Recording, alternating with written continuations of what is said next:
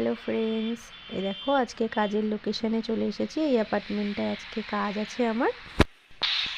আর এই দেখো বন্ধুরা, অ্যাপার্টমেন্টের বাইরে কি সুন্দর গার্ডেন মতো তৈরি করা রয়েছে। আর এইসব ধরনের গাছপালা আর ফুলের বাগান, ফুলের গাছ, এগুলো দেখতে আমার খুব ভালো লাগে। তাই জন্য তোমাদের সাথে একটু শেয়ার করলাম ভিডিও করে। তো চলো আর কাজটা করে নিই, তারপর তোমাদের সাথে কথা বলি।